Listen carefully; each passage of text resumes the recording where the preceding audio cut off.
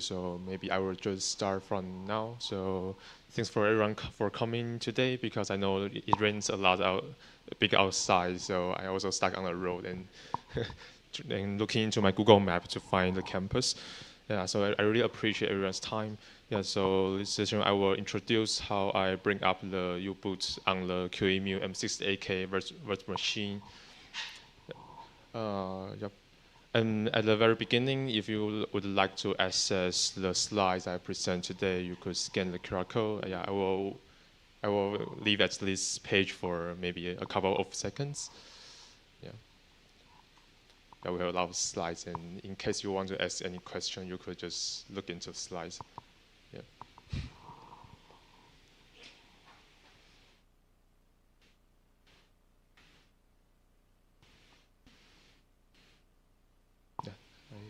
Yeah, I guess everyone's done. So yeah, so first part will be my self-introduction. So I'm Kuan-Wei Chiu, or Chiu Kuan-Wei in Mandarin, and I'm a native Mandarin speaker. So if you have any question in Mandarin, you could also just ask me in Mandarin. Yes, and I'm a software engineer currently working for Google. I work at Google Silicon for the Pixel cell phones tensor SoC kernel drivers, and also a little bit of Android bootloader also. Yeah, and also outside of my work, I'm a passionate open source contributor, and I'm currently the Linux kernel maintainer and also U-boot maintainer. And recently, I also started trying to contributing to QEMU also. So maybe I will also step up as a QEMU maintainer, maybe in near future, 1 or 2 months later. Yep. So my main experience are related to something within the operating system and also bootloaders. Yeah. And here's for so like why do we need to do the m68k ring up? Because if you have already heard about m68k is used in the very early days, like maybe 40 years ago in the very first version of Macintosh, and that's how. And also maybe you have heard about Amiga machine, something like that, and not really.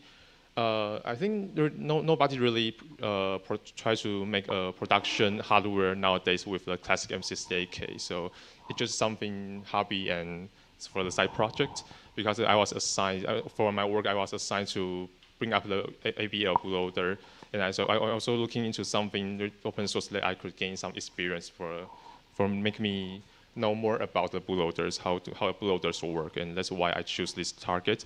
And so as before my contribution, the U-boot status, it has supported M68K, but it is only for the ColdFire series because we don't really have, because like in the first Motorola M68K is maybe 40 years ago, and U-boot that starts up as a 20 years ago project and supporting in PowerPC at the very first stage. And in that days, we don't really call, I think it's called PPC something, PPC boots or something, and it, maybe 15 years ago it changed the name to the U-boots, and that's what the things we see nowadays. Yeah, but in the emulation side, we have support M68K for a very long history, but nobody really tried to make the legacy M68K working on the QEMU. Yeah, and so like. Like maybe probably most of you have known, like most of the contributors in no matter in Linux or in U-boots, they are from some IC vendor companies, and they are paid full time to do this kind of development for supporting their own hardware. And so most of the M68K supports are from NXP for their ColdFire series SoC. Yeah, and so nobody really support legacy M68K. So that's how. So we have a lot of work to do because even the instruction set is a little bit different because, like for the ColdFire, they remove some of the like ESG instruction in the classic M68K, and maybe they also add some of their custom instructions. So even the instruction set is not compatible. So we have a lot of things when we need to do for the bring up. Yeah. And so, like for the community side, if we bring up the M68K, it has some advantage. Like maybe we could, like for the ColdFire series, we only do a very limited automation in the CI pipeline. So because we don't really bring up it on the emulator, and if we support it on the emulator, obviously it will be much more easier for us to put it into the mainline CI. So if we we don't really break out something. But like nowadays, most hardware are like written the code or make the CPU run in a little endian. But like M68K is obviously a big endian architecture, so we could test a lot of code whether it has some endianness issues, something like that. Yeah, so it really brings up a lot of extra testing for the whole U-Boost code base. Yeah, and so the phase one is the architectural bring up. So for the very first stage, we need to have a starting assembly code to make it run into, to start up the whole bootloaders. So the first thing we need to make the code even build on the Motorola M68K, like M60XO series CPU. So we need to have an extra kconf isolation to make sure we don't compile the instruction into the ColdFire instruction. So we need to specifically assign a compiler flag to make sure the compiler knows which CPU we are trying to run. And also for making us easier, so we also disable the PIC because we don't need to maintain an extra GOT table.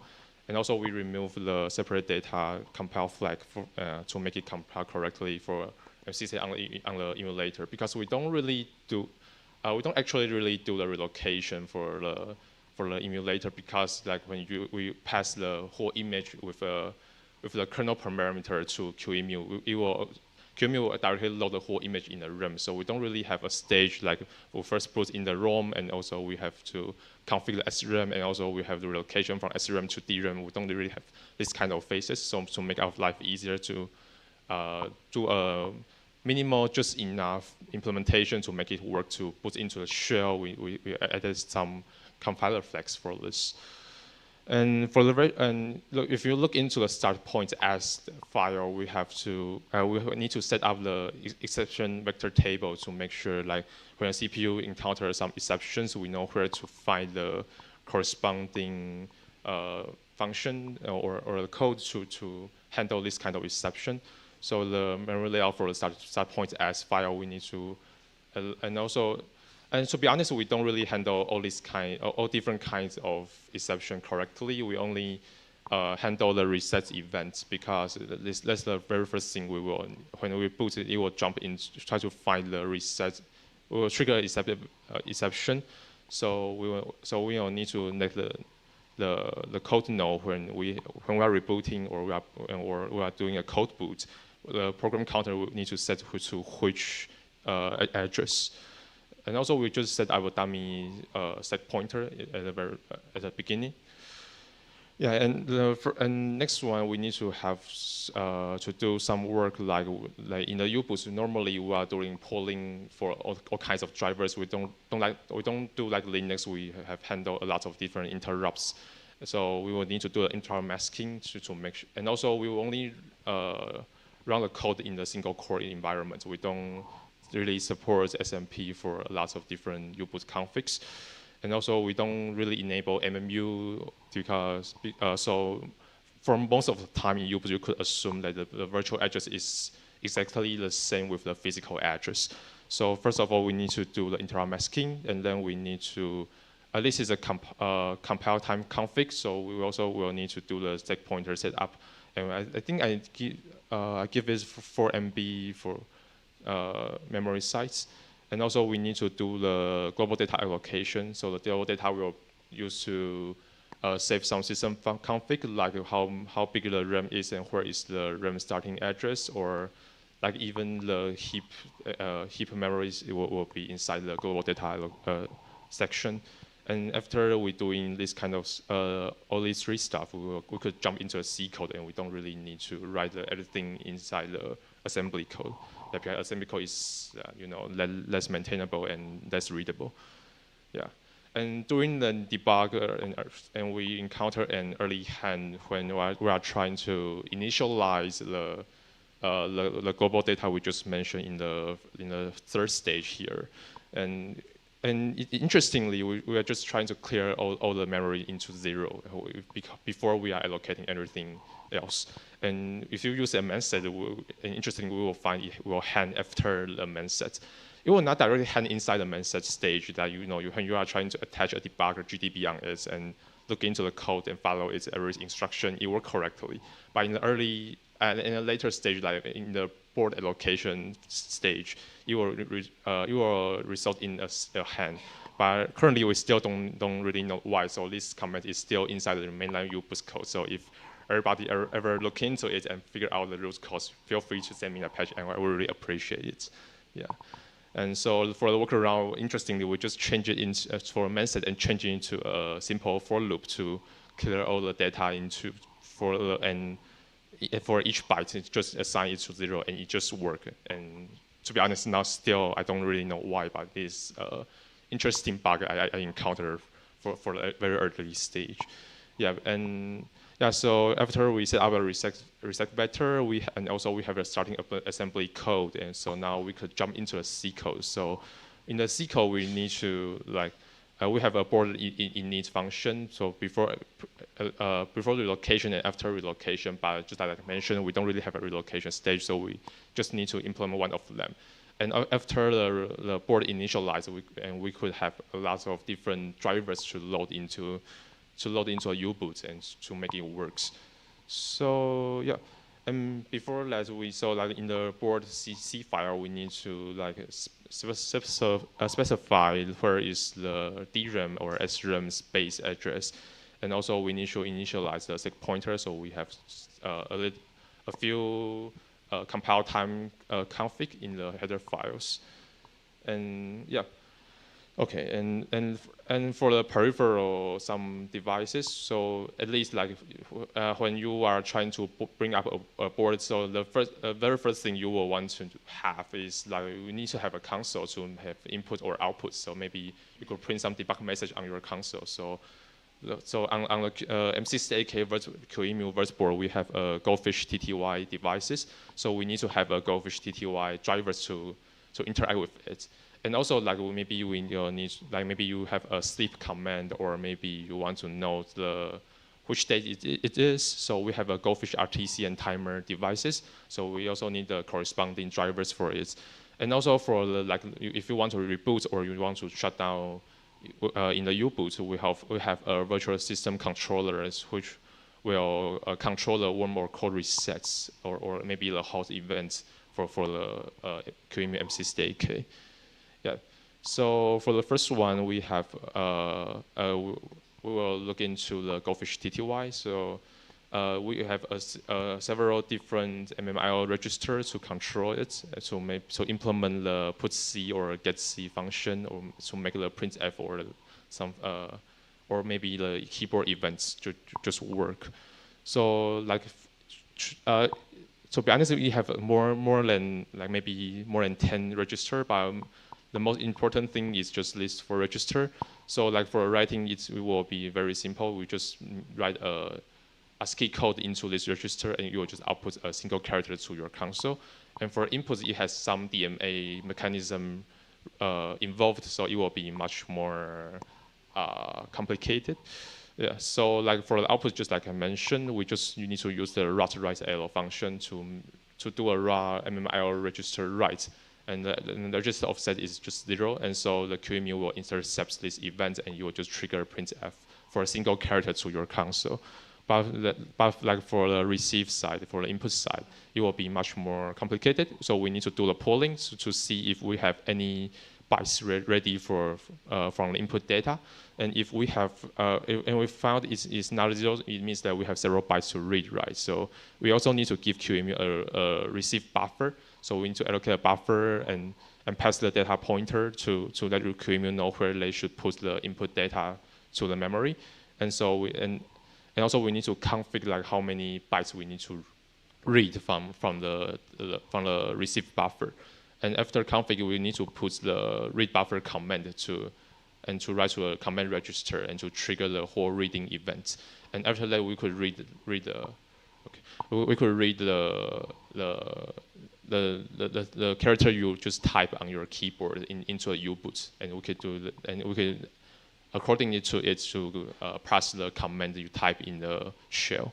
Yeah, and that's how we write a TTY driver for it. And also, like I forgot to mention before, in the legacy M68K, we don't really have something nowadays like a device tree to describe all the hardware we have on the board. So we need to make it a platform driver. We need to have a board-specific C file to let the U-boot know like how many different hardwares we have, and we need to register how many different drivers. And so, but like for Goldfish devices, it could also it is a device originally from the Android emulator, so it could also use it from maybe the ARM architecture, RISC architecture. So we also have a device tree binding in the mainline kernel, so it could also interact with the device tree. So during the review phases, I need also required to implement some for the device tree handling for it. And also, like despite for most of the time, we could assume that the physical address and the virtual address will be the same in almost the whole U-boot code base. But like we still have something like the sandbox environment. So maybe we will use the system mapping function. So we still need to use this kind of function to make sure that we don't access to the wrong address. Yeah. Oh. So the second one is for the Goldfish RTC devices. So it is very simple. We have two registers, and it is just a monotonic clock. And so we have two different 32-bit register, and it will combine into a 64 bits value. Yeah, and so we just need to read the value inside. It will be just keep ticking from the 1970 January 1st. So we could use it to know like how many times we have passed, and also what is the current date or what is the current time using this hardware. Yeah, but like from the very beginning, I am trying to implement driver. I do something wrong because we have two different 32-bit register, right? But it is a same 64-bit value. So like during the two reads from the two different registers, we have some time difference, right? So we need to make sure the read and write order is the correct order, because if you look into the details in the Goldfish RTC spec, the high register only updates when you try to read the low register. So it will not update all the time. So if you just read the high register first and read the low register later, you'll get a wrong high register value. So we need to read the low register first, and later after that we need to read the high register to make sure the value is correct. And for the system, when you are trying to write into a register, you will need to do it in the reverse order, because like it's just the same. So all the actual read and write events will only trigger when you are interact with a low register. So you need to configure the high register first, and at that time you will not really write. If you write a high register and you just immediately read the high register, you'll find the value is not the same, because we still didn't write the low register. So the high register value don't really actually config into the system.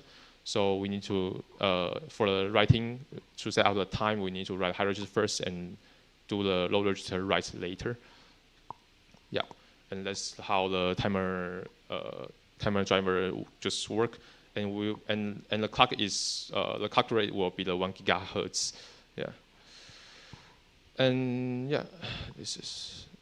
And also, like the same problem will exist again, because all the Goldfish device we could interact with other architecture, and other architecture will probably use the device tree, and so we also need to handle the device tree event. And also we have behind the RISC virt board in the U-boot mainline, it already has a RTC driver. So, but it only supports a device tree, and it does not support a platform driver. So we also need to rewrite the code to make sure that both device tree and like maybe using the bootinfo in the M68K will also work. Yeah. Yeah. So yeah, and the last one is the system controller, and the system controller is also the simple devices. We only have one single command register for it. It's not a real device, and we could have 3 different kinds of commands for the warm boot and the cold boot and also the power off. So we just need to put the corresponding hex value inside the register, and then the system will just do the cold boot, warm boot, or the power off according to it. Yeah. And for the old way, for the very first version, I send the patches. I just implement the whole reboot mechanism inside the board specific file. But I just learned that like in the mainline Linux, we have a power reset driver, and also in the U-boot, we have a system reset driver. So we could separate the reboot mechanism into a driver, and also like we don't really need to write the code in just like the old way we do it. Yeah, because like the same hardware IP, we could have a driver is not directly related to the architecture, so we could reuse the code. If we also find another emulation, we need to use the same reboot mechanism. Yeah. And the last phase is after we have all these drivers, we have all these board code, and also we have all the starting assembly code. We could also gather it into the whole, make the whole board work. Yep. And also, but we still need to parse the boot info because we don't have device tree. So the old m68k, we have boot info is a binary, like array-like binary in appended after the kernel image. So we need to parse the boot info to know like where is the Goldfish TTY memory base, and where is the timer, where we could find the timer MMIO registers, and where is like the reboot register. So we need to parse this. So, and so like if you look into it, it will be like a key value pair array in a binary format. So like maybe we have a memory chunk, and we could pass the tag ID to know which the index it is, and also we could read the value and to put it into the global data RAM size element. And also we could pass the boot info to know where is the TTY, RTC, virt control memory base. Yeah. And so after we have all these addresses, so we could install these drivers on the board. Yeah. And finally, after we have all these kind of different stuff, we could make the U-boot to put into the shell. Yeah. Yeah, and for the testing and upstreaming, like if you have some upstream experience, you will know that the upstream review is very strict. So unlike you write the code inside your own company, maybe just they don't care about the code works or not. They don't care about maybe like how beautiful your code is, like, or maybe like the naming of the function or variable, something like that. So currently the whole patch set is already merged into U-boot mainline. So for the V1 to V3, I just introduced the initial framework and also the TTY timer implementations, and also the basic RTC device tree probing. And for the V4, I refactor the probing supports, and also on the V5, I rebase on the next branch, and also add the some command into it, and also update the maintainers file. Yeah, and for the V6, this is the final version which gets merged into the mainline. Yeah, and also I need to update the CI to make sure it will be continuing testing on the GitLab and also the Azure pipelines. So I need to write a small Python file to make the U-boot boot on the QEMU in the CI pipeline. Yeah. And also, I also help to do some build system cleanup to make sure like there are some kind of mess in the old ColdFire series. Yeah. Yeah, and also because the legacy, the classic m68k architecture is bring up by me, so I was also invited to be a co-maintainer to the whole m68k architecture. So yeah, so I'm currently maintaining all these. All the drivers I just mentioned, and also the whole m68 architecture, yeah, alongside with the envelope, yeah, yeah. And for the whole patch set, for like 40% is architecture specific code, and also we have 30% of drivers, and also like a little bit of CI, and also some RTC and clock drivers, yeah. Yeah, and also after my patch set, Daniel just sent over some MMIO, virt.io MMIO support series for us, but we encountered some ADNS issue because, like, after my patch set, we still are not able to put into Linux from U-boot. because we don't really have access to like maybe network or maybe block devices. So we need to make some MIO work. But when all the VirtIO drive devices are in the little Adyen, but in the I need to be faster. Yeah, so like fixing the drivers. So like here, so we have some read L and write L macros in both Linux and U-Boot, right? And if you look into a document, it will specify that all the read and write events, because you need to support PCI devices. So no matter what the ADNS of your CPU are, it will be a little ADN read and write. But like in the M68K in both mainline Linux and U-Boot, it will be big ADN read and write somehow, because you have a longer history before we introduce all these PCI drivers. Yeah, and so that's why the behavior is wrong. So the current mainline U-Boot VirtIO drivers will not just work on M68K. So we have a patch set to fix this kind of problems, and also we have a long discussion in the LKML to discuss how we fix this kind of behavior, because it also, if you look into Amiga machine, you could also find some PCI devices on it, but the current PCI device drivers or updates just not work because of the IO macros problem. So we are currently trying to fix this. So for U-Boot, we have just a current workaround. So like we just save the current ColdFire series using the old behavior to make it still a big ADN read and write. But for the classic M68K, we just change it into a correct implementation into a little ADN read and write. So it will work on the classic M68K, but it will still be broken on the ColdFire series. Yeah. So maybe we will try to clean up all the ColdFire drivers to make it behavior work, so we can have some like explicit big ADN or little ADN write or read macros for it. So we don't just use a generic read L and write L macro for it. Yeah. And so we have 182 VirtIO instance on it, so we could maybe attach a VirtIO net or VirtIO block devices through the VirtIO MMIO. And so after it, we could probably make the kernel boot from the network or maybe the block devices. Yeah. And also we encounter a QEMU vendor ID bug, because it will also pass it's also an ADN issue, because we pass the value treated as a string in a little ADN format. So we also fix it. Yeah. And also we have a linker issue, because we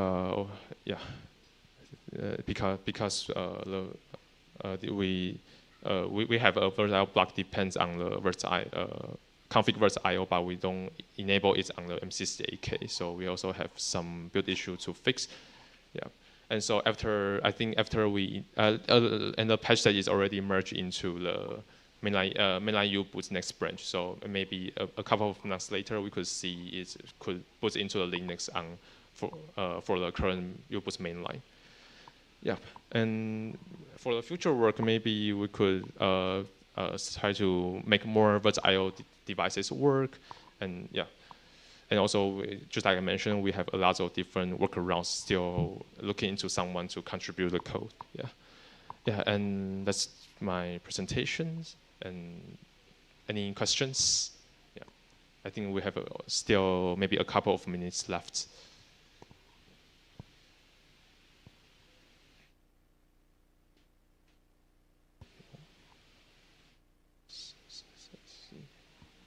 No one?